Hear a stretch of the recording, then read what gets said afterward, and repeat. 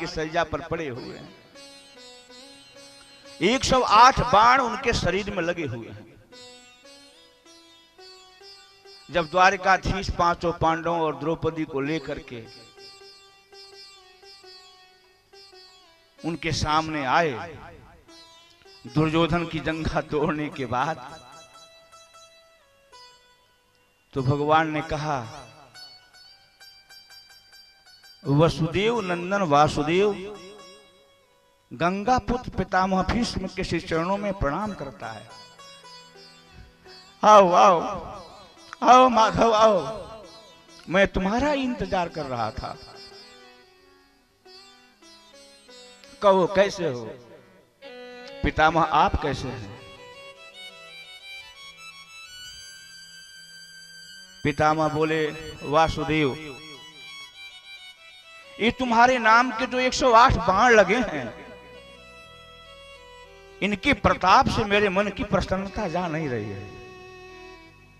हुआ था ये, जब अर्जुन बाण चला रहे थे तो बाण जाकर के पितामह के शरीर से स्पर्श करके नीचे गिर जा रहे थे। पितामह के शरीर को छेद नहीं पा रहे थे, क्योंकि वो अखंड बाल ब्रह्मचारी हैं और भगवान के सबसे बड़े भक्त हैं। इसलिए जो भगवान का सबसे बड़ा भक्त होता है, दुनिया में इस संसार में कोई ऐसा अस्त्र शस्त्र बना ही नहीं है जो उसको छेद दे। अर्जुन बोले, द्वारिकाधीश मेरी बाण निष्फल क्यों हो रहे हैं, निष्क्रिय क्यों हो रहे हैं? बोले, जो तुम्हारे सामने है उनके रोम रोम में मेरा नाम बसा है, वो मेरे नाम का कवच पहने हैं, और तुम्हारा जो बाण जाएगा यह उस कवच को नहीं छेद पाएगा, क्योंकि इस महात्मा, इस महापुरुष को वह उत्तम लोक प्राप्त करना है जो आज तक कोई क्षत्रिय प्राप्त नहीं किया है। इसलिए तुम मेरे 108 नाम का उच्चारण करते करते मां मनुष्यमर युद्धे च, गीता पढ़िए आप, मां मनुष्यमर युद्धे च, मेरा स्मरण करो, मेरा नाम उच्चारण करके बाण छोड़ो, तब देखो बाण इस महापुरुष को निर्वाण देने के लिए इनके शरीर का छेदन कर देगा। शुरू हुआ, ओम केशवाय नमः, बाण गया, लग गया। ओम नारायणाय नमः, ओम माधवाय नमः, ओम गोविंदाय नमः। मुख से भगवान के नाम का उच्चारण हो रहा है, प्रत्यंचा पर बाण चढ़ता है, छूटता है, और भीष्म पितामह के शरीर में जब 108 बाण लग गए तो पितामह को महसूस हुआ कि भगवान के अष्टोत्तर शत नामावली से मैं आच्छादित हो गया हूं, अब कन्फर्म हो गया है वैकुंठ। क्यों? क्योंकि मैंने अपने जीवन में इतने पाप किए, पापियों का साथ दिया है कि इस पाप का प्रक्षालन तो भगवान के नाम के बाण के बिना संभव ही नहीं है, तब वो नीचे गिरे। वही पितामह कह रहे हैं, हम तुम्हारे नाम के लगे हुए इस निर्वाणदायक बाण से बड़ी बहुत प्रसन्न है।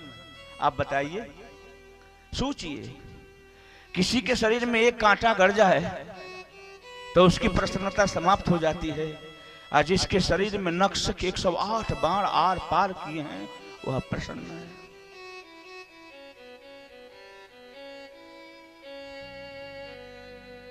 पितामह ने कहा, मैं तुम्हारा इंतजार इसीलिए कर रहा था कि तुम्हारे नाम के बाण मेरे शरीर में लगे हैं और तुम्हारा एक स्वरूप उत्तरायण का है और तुम सही समय पर आए हो।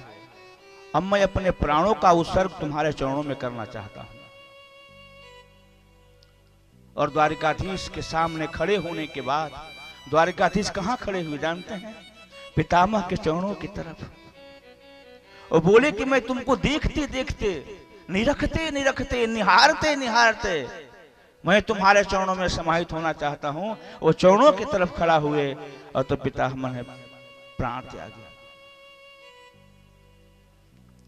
हम मनुष्य हैं, हम देवताओं से भी महान हैं, हमने बड़े पुण्य किए हैं तब हमें ये शरीर मिला है।